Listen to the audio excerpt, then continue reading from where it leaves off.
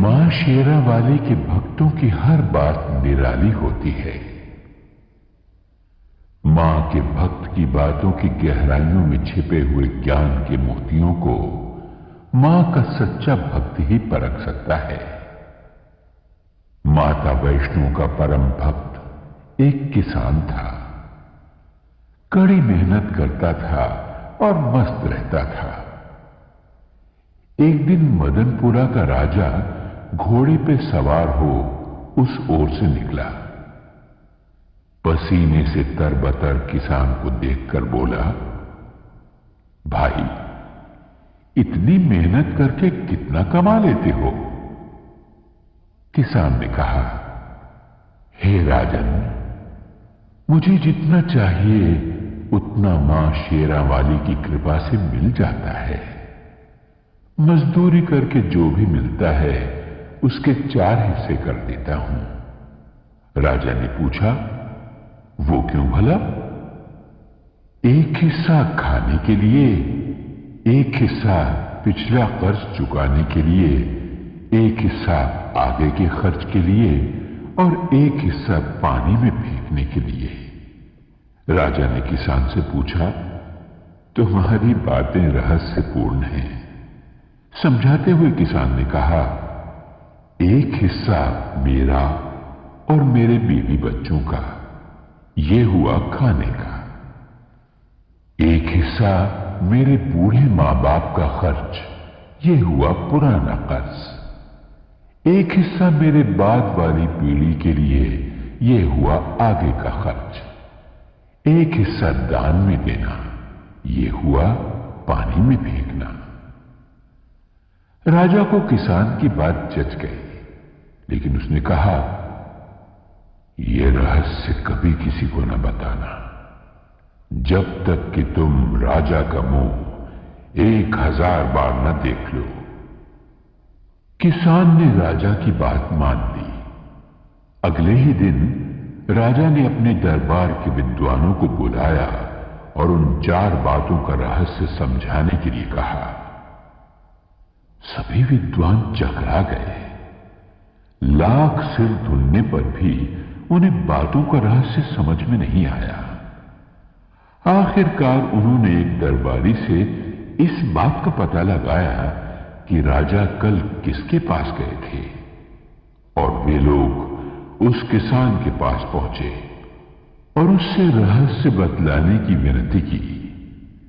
किसान पहले तो टालमटोल करने लगा, लेकिन जब वे लोग बाज नहीं आए तो कहा, रहस्य तब बतलाया जाएगा जब 1000 सोने की मोहरें उसे दे दी जाएं।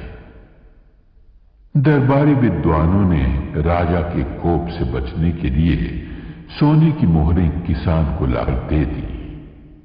उसने सारा रहस्य बतला दिया। अगले दिन जब दरबारियों ने राजा को हूबहू किसान वाला रहस्य सुना दिया तो राजा को विश्वास हो गया कि ये बातें किसान ने ही वचन भंग करके दरबारियों को बतला दी हैं। उसने किसान को बंदी बनवा के दरबार में बुलवाया।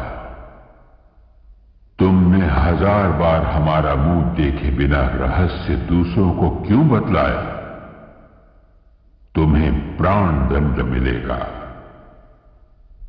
किसान ने कहा, महाराज, इन्होंने आपके चेहरे वाली 1000 स्वर्ण मुद्राएं मुझे दी। मैंने एक एक करके आपका चेहरा 1000 बार देखा, तभी रहस्य बतलाया। मैंने वचन भंग कहां किया महाराज? ये सुनकर राजा किसान पर प्रसन्न हुआ और उसे और भी इनाम दिया। ये उस किसान की बुद्धि का नहीं, जगत जननी माता की दया का चमत्कार था। मां की कृपा से उस किसान ने मौत को भी हरा दिया।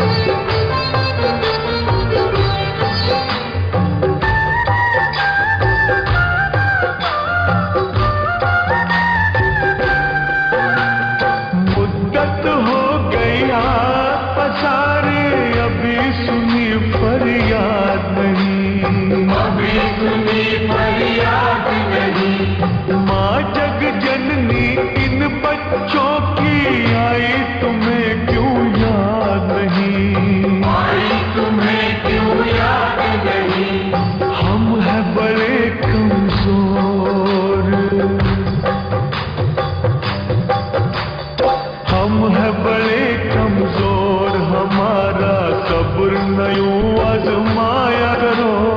दया करो माँ दया करो, अब तो मुझ पर दया करो।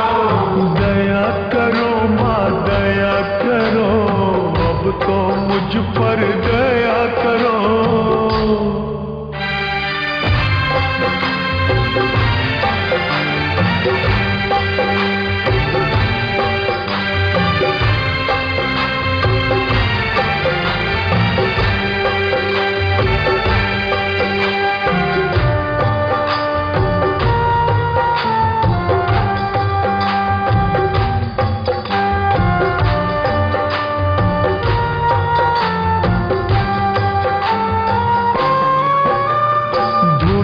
रमाई अलख जगाई, बिगड़ी बना दो बात माँ, बिगड़ी बना दो बात माँ। अष्टभुजी माँ बच्चों के सर कोई तो रख दो हाथ माँ, कोई तो रख दो हाथ माँ। जीते हैं जो तेरे सहारे, तो जीते हैं जो तेरे सहारे, उनको ना तड़पाया करो। दया करो माँ दया करो, अब तो मुझ पर दया करो। दया करो माँ दया करो, अब तो मुझ पर दया करो।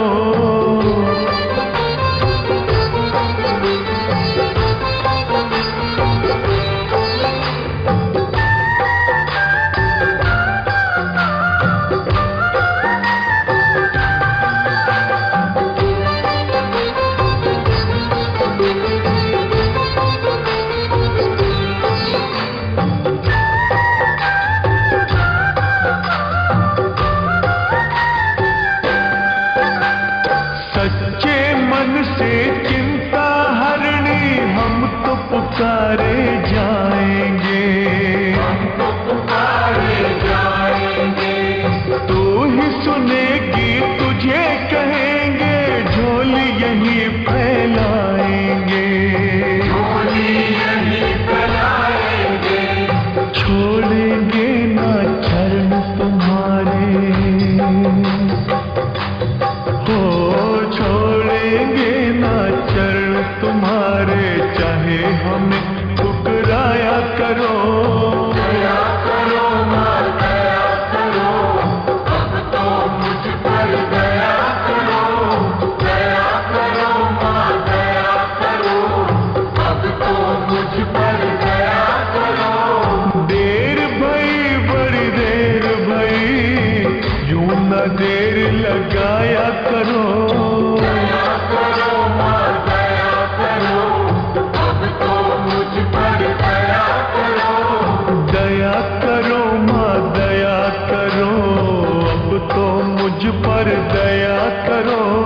दया करो माँ दया करो, अब तो मुझ पर दया करो। दया करो माँ दया करो, अब तो मुझ पर दया करो।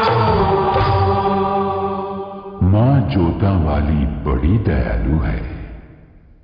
वो अपनी संतानों को गुमराह होने से बचाती है।